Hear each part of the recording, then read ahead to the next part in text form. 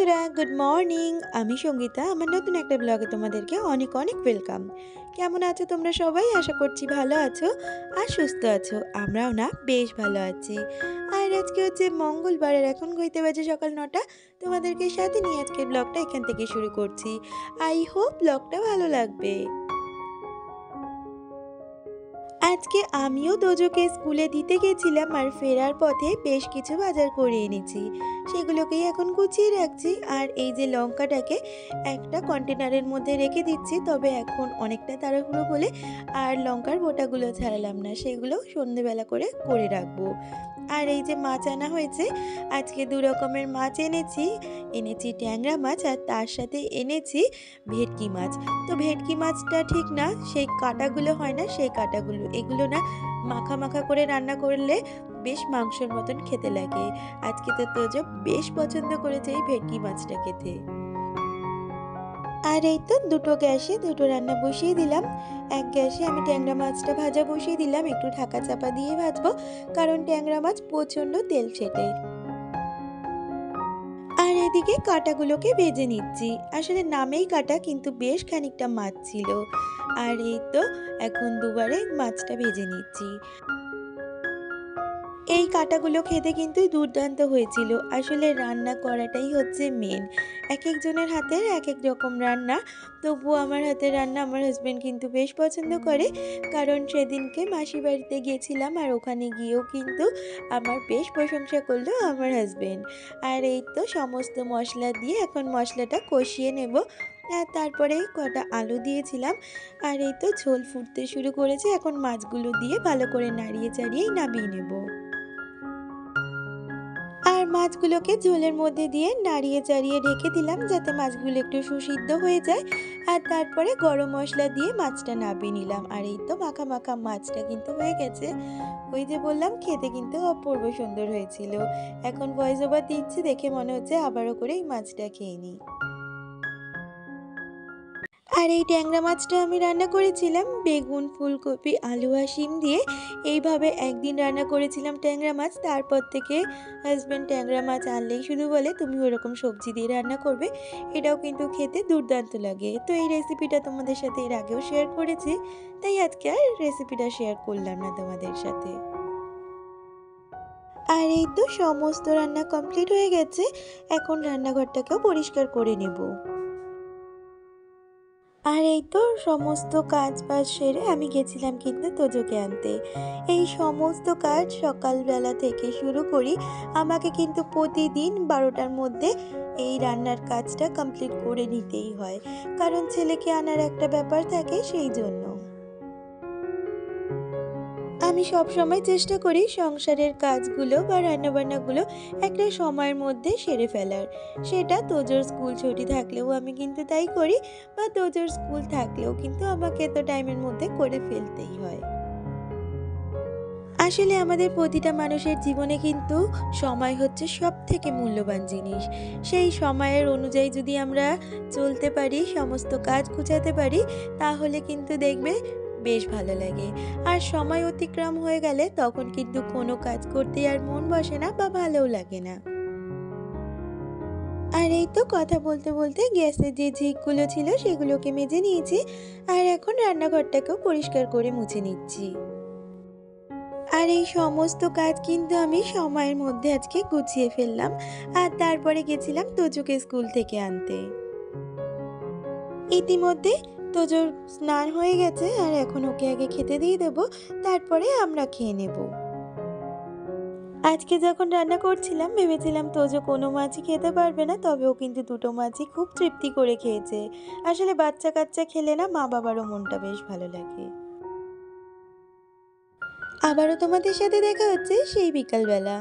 আর আজকে এই ঘরটা একটু পরিষ্কার করে নেব। এখন তো দিনটা অনেকটাই বড় হয়েছে, আর ঠান্ডাটাও বেশ খানিকটা কমে গেছে। সে কারণে ভাবছি আজকে এই ঘরটাই পরিষ্কার করব। সকালের দিকে এই কাজগুলো করার একদমই সময় থাকে না, তাই এই কাজগুলো আমি কিন্তু বিকালের দিকেই গুছিয়ে করি। সমস্ত পরিবারের কাজগুলো হয়তো মেয়েদের সমানই থাকে, কিন্তু সময়টা কারোরই সমান থাকে না। কারোর বাচ্চার কখনো স্কুল দেরিতে থাকে বা কখনো তাড়াতাড়ি থাকে, বা হাজবেন্ডের তাড়া থাকে, বা অনেক হাজবেন্ডের আছে দেরি করে বেরোনোর থাকে। তো এই সমস্ত মিলিয়ে কিন্তু আমাদের সংসার জীবনটা কাটাতে হয়। তাই আমি মনে করি নিজের সময় অনুযায়ী যদি সংসারের কাজগুলো গুছিয়ে করা যায়, সংসারটা যেমন সুন্দর লাগে নিজেরও কিন্তু অনেকটা সুবিধে হয়। এর আগেও তো তোমাদের বলেছি, আমি কিন্তু সংসারের কাজগুলো করার জন্য কোনো নির্দিষ্ট সময়ই রাখি না। আমার সুবিধা অনুযায়ী আমার যখন মনে হয় হাতে অনেকটা সময় আছে, আমি তখনই কাজগুলোকে করে থাকি। তবে শীতের কারণে বেশ কিছুদিন কিন্তু আমি গুছিয়ে কোনো কাজই করতে পারিনি, যার জন্য তোমাদের সাথে বিশেষ ভিডিও শেয়ার করতে পারিনি। তবে আজকে তো শীতটা অনেকটাই কম, আর সেই জন্যই সমস্ত কাজ গুছিয়ে করে নিচ্ছি। আসলে আমি যখন ডেইলি ভ্লগই তোমাদের সাথে শেয়ার করি, তাই আমি মনে করি আমি যেই কাজগুলো করি বা যেই কাজগুলো করি না সেইভাবেই ভিডিও দেখানোর। আর তাই কিন্তু আমি তোমাদের সাথেই করে থাকি।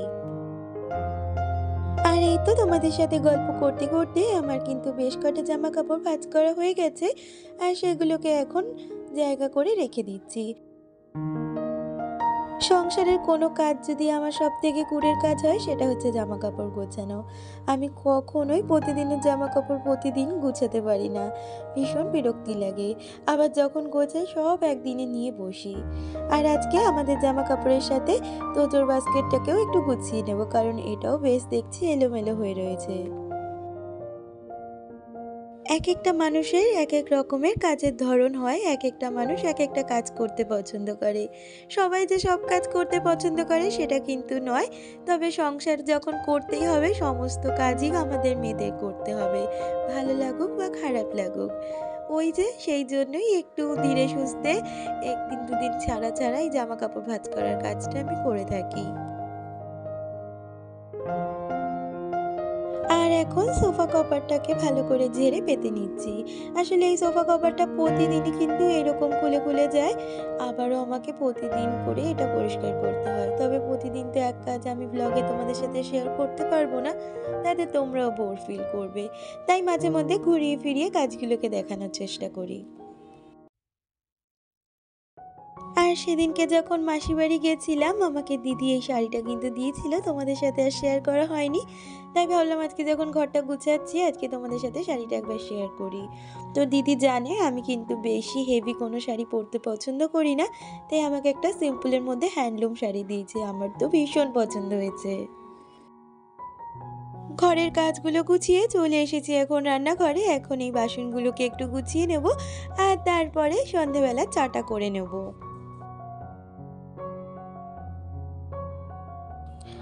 আর এই যে জায়গা মতন বাসনগুলোকে ঠিকঠাক গুছিয়ে রাখবো। আমার এই বাসনের র্যাকটা, এটাতে বিশেষ কিছু রাখা হয় না। এই থালাগুলোই আর এই ছোট ছোট কটা প্লেট কাপ এইগুলোই রাখা হয়। সেই জন্য এটাতেই রাখি। আর আরেকটা ঝুড়ি আছে, সেটার মধ্যে বেশ কিছু বড় বড় বাটি থাকে। আর এই ছোট বাটিগুলো তো আমি এই নিচটাই রাখি, সেলফটায়। আসলে ঘর যেমনই হোক না কেন বা যেই ঘরই হোক না কেন, সমস্ত কিছুই কিন্তু গুছানোর উপরেই নির্ভর করে। আর তাতে কিন্তু ঘরবাড়ি বেশ সুন্দর লাগে দেখতে। ভগবান যাকে যতটুকু দেয় তাকে ততটুকু নিয়ে সুখী থাকতে হয়। তাই আমি মনে করি ভগবান আমাকে যা দিয়েছে, যতটুকু দিয়েছে, সেটাই যদি সুন্দরভাবে গুছিয়ে রাখা যায়, সেটাই কিন্তু আমার কাছে একটা রাজপ্রাসাদের সমান। আর এখানে আমার ওই ডিনার সেট, ছেলে টিফিন বক্স, কাচের জিনিসগুলো আর ছোট ছোট বাটিগুলো এইখানটাই রেখে দিই। আর এগুলো দুপুরে তো ধুয়ে দিয়ে গেছিলাম, তারপরে আর লাগানো হয়নি। এখন যেহেতু চা করব, তাই গ্যাসের ঝিকগুলোকে ঠিকঠাক করে সেট করে নিয়ে চাটাও বসিয়ে দেব। ইতিমধ্যে তোজো কিন্তু পড়তেও চলে গেছে। আর ছেলেটার না ভীষণ ঠান্ডা লেগেছে, খুব কাশছে। জানি না রাতটা কিভাবে কাটবে। এইদিকে আমাদের দুজনের চা হয়ে গেছে, আর চাটা খেতে খেতেই তোমাদের থেকে আজকে বিদায় নিয়ে নেব। তাহলে আজকের ভিডিওটা এই পর্যন্ত, দেখা হচ্ছে পরবর্তী কোনো ব্লগে।